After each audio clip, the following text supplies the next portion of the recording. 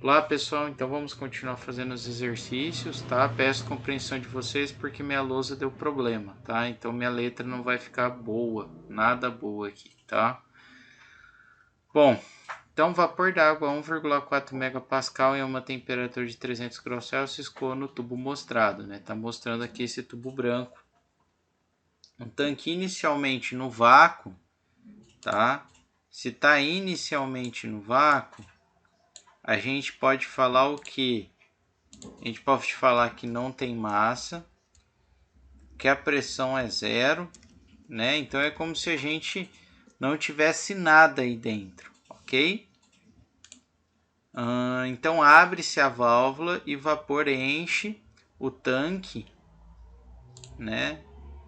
Então vamos falar que isso é, né, é o nosso estado 1, ok? Inicial do tanque, tá? Ok? Que é o nosso volume de controle. Então abre-se a válvula e enche o tanque até que a pressão atinge 1,4 megapascal, desculpa, né? Então a nossa condição ali final do tanque vai ser uma pressão de 1,4 mega, ok?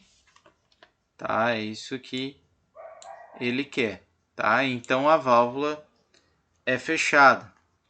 O processo é adiabático e as variações de energia cinética e potencial são desprezíveis, tá? Então, ó, aqui está marcada a superfície de controle. Isso quer dizer que eu não tenho calor sendo transferido, né, ó. Isso aqui era uma seta, tá, pessoal? Dele para fora ou de fora para dentro, tá? E que eu não tenho também energia cinética e potencial, tá? Vamos chamar aqui o nosso estado 3 como... Na verdade, é o que? Como se fosse as condições aqui da corrente que está entrando, né? Ó, de vapor entrando, tá? E o que a gente tem, né, dessas propriedades? A pressão e a temperatura, né? A gente tem uma pressão P3 de 1,4 mega e a gente tem uma temperatura de 300 graus Celsius, ok? Bom, e ele quer saber a temperatura final do vapor no tanque, ok? Então, pessoal, isso aqui é uma superfície de controle, tá? Desculpa, é um volume de controle porque eu tenho uma vazão entrando, né? Uma vazão de vapor d'água entrando, tá? Então, é um volume de controle. Então, essa é a primeira coisa que vocês têm que considerar. Segunda coisa, pessoal, é regime permanente ou transiente, tá? O regime permanente, ele é quando as propriedades, né, nos estados, elas não variam com o tempo, tá? A corrente de vapor realmente não vai variar, né? Ele não informou nada que nos varia. Agora, o tanque sim, né? Porque inicialmente ele está vazio, ele está no vácuo, tá? E posteriormente ele vai apresentar uma pressão, né? Até coloquei aqui, de 1,4, ok? Então a gente não pode falar que é um regime permanente, mas sim um regime transiente, ok? Tá? Para eu estar em regime permanente, o tanque deveria estar sempre a mesma pressão, tá? O que é impossível. Então ele quer saber a temperatura final do vapor no tanque, tá? Então, pessoal, regime transiente, vamos lá, né? E vamos pegar a equação para regime transiente, tá? Essa seria a conservação da massa, tá?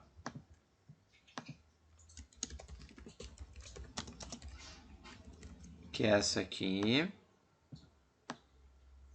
E a gente tem o que também? a conservação da energia, que na verdade é a primeira lei da termodinâmica. Então vamos pegar essas duas equações aí e vamos analisar, tá? Que tá aqui, tá? Ok? Tá? Vejam que isso é analisado para um tempo específico, tá? Então, ó, vamos analisar o que acontece aqui. Da conservação da massa, pessoal, ó, nós temos alguma massa saindo aqui do nosso sistema? Não temos. Então, isso aqui é zero, ok? Temos alguma massa inicial?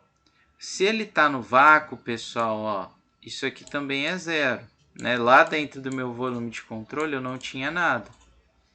Então, a gente leva em consideração que a massa final do tanque vai ser exatamente a massa que entrou. Vocês concordam? Né? Deixa eu até escrever aqui que eu acho que é mais fácil, né? Então, a massa 2 é igual à massa que entrou, tá? Então, se eu soubesse a vazão aqui, por exemplo, do vapor d'água que estaria entrando, eu saberia o tanto que seria a massa final se eu soubesse quanto tempo que ele está. Por exemplo, se ele está 1 hora enchendo, eu vou saber pela vazão aqui quanto que teria de massa no final, tá? Mas a gente não tem nenhuma dessas informações. Para a primeira lei da termodinâmica, o que a gente pode desconsiderar, tá? Então, pessoal, ó, de cara, a gente pode falar que não temos transferência de calor, né? Ele informou. E como é um tanque, pessoal, a gente tem também que o trabalho é zero, né? Ó, eu não tenho uma expansão e nem compressão, eu não tenho movimento, eu não tenho nada elétrico nesse tanque. Então é zero. Qual que é a energia no início, pessoal, do tanque? O E1. Não temos também, né, pessoal? Por que a gente não tem? Porque estava no vácuo. Então, todo esse termo aqui, ó, não faz sentido eu utilizar. Né? É zero. Ok? Tá? Ademais, o que mais que ele falou aqui? Para a gente desprezar as variações de energia cinética e para desprezarmos a variação de energia. Tá difícil, pessoal, desculpa.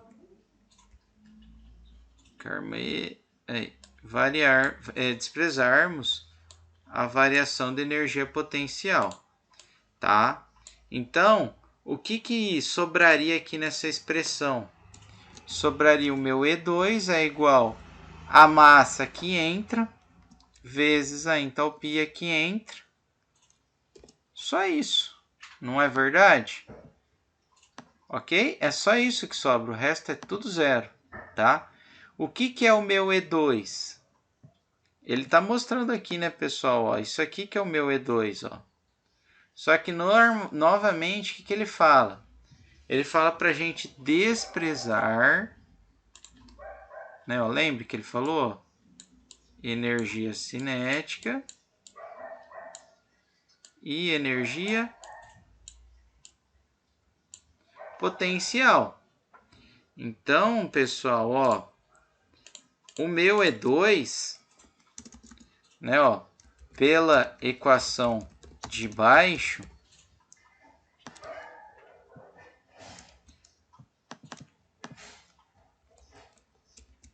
né?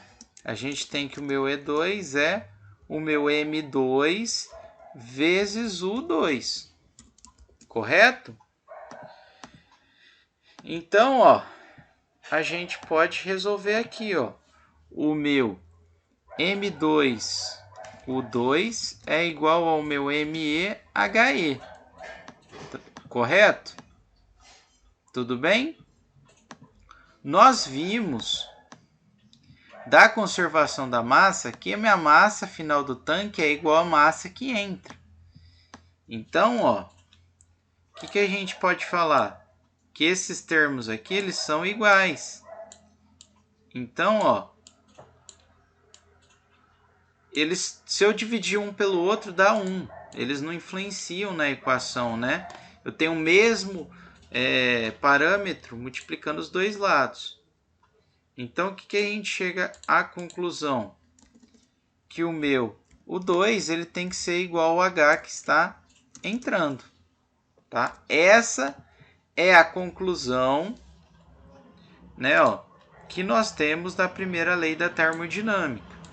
Eu tenho o H que está entrando? Sim, tenho o H que está entrando. Né? Eu tenho a pressão e tenho a temperatura. Então, o H que entra é o H3, tá? Podemos até substituir, ó, H3 aqui, ó, né, ó. Então, vamos lá na tabela termodinâmica, que ele já está falando que é vapor da água. Então, isso aqui é vapor superaquecido, vapor d'água, né? Superaquecido.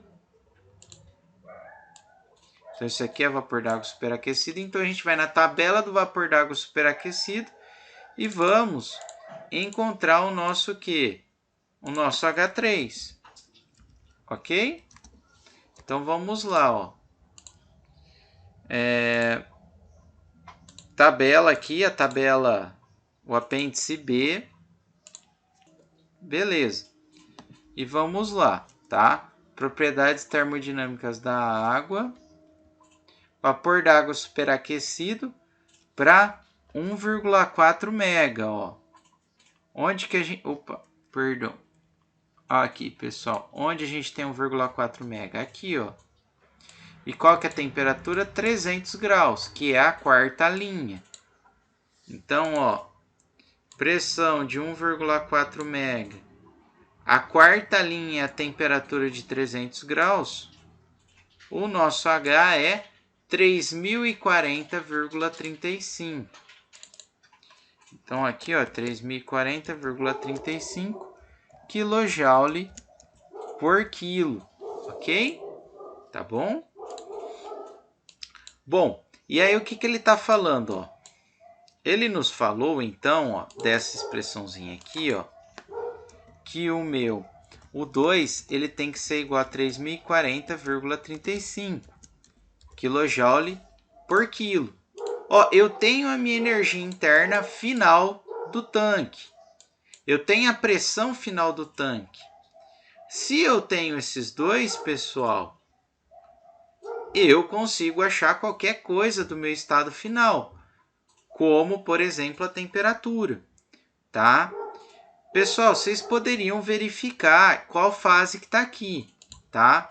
Pela energia interna, não tem problema algum. Mas como só está entrando vapor, vocês já imaginam que vai dar vapor, tá? Mas vocês poderiam estimar isso como? Na tabela da água saturada, em função da pressão, ó, 1400, né? Que é 1,4 mega, ó. Ó, o meu U, ele varia de 828 a 2600, né? Do líquido saturado é 800. Perdão, pessoal, 1400. Do líquido saturado é 830. Do vapor saturado é 2600. O que a gente tem é 3040, né, ó? Concluímos isso pela primeira lei. Então, para uma pressão de 1,4 e para uma energia interna de 3040,35, ele tem que ser o quê? Ele é vapor superaquecido, porque a energia interna ela é maior que a energia interna do vapor, vapor saturado, tá? Então, vocês iriam lá na tabela do vapor d'água superaquecido para 1400, tá? Ó. V para a energia interna de 3030,45. Vocês vão ver que daí está entre esses dois valores. Aqui vai ser as temperaturas. Então vai estar entre 400 e 500 graus. Ok? Tá? A gente pode até montar aqui, né? Ó. Se vocês quisessem, ó. Temperaturas, ó. Em graus Celsius, né? Isso aqui para P igual a 1,4 mega. Temperaturas e energia interna, quilojoule por quilograma. Para a temperatura de 400, para a temperatura de 500 e aqui o meu T2. Para a temperatura de 400, a minha energia interna é 2.952,50.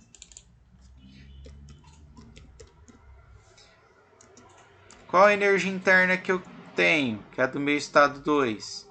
É o que? 3.040,35. E para 500 graus, a energia interna é 3.121,10. Tá? Então, basta aplicar essa interpolaçãozinha linear, tá? Se vocês retornarem lá, deixa eu voltar aqui, voltar lá no, perdão, pessoal, lá no programa de interpolação que nós fizemos, desenvolvemos juntos, tá, pessoal? Vocês podem fazer essa interpolaçãozinha, tá? Ó. Então, o que a gente já sabe? É energia interna, a gente vai querer calcular a temperatura. A energia interna entre 400 e 500. Desculpa, a temperatura está entre 400 e 500. A energia interna tá, 2.952,5. Vamos lá. O outro extremo aqui é 3.121,1.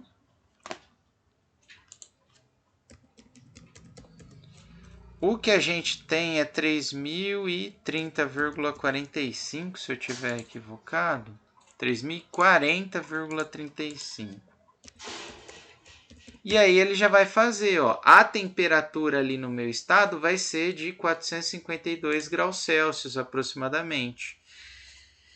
Então, ó, da interpolação linear simples, temos que a temperatura será de 452 graus Celsius, tá? E essa é a resposta da 9, tá? Tá certinho, tá, pessoal? Então, aqui um exemplo de problema em regime transiente. Espero que vocês tenham entendido e até a próxima.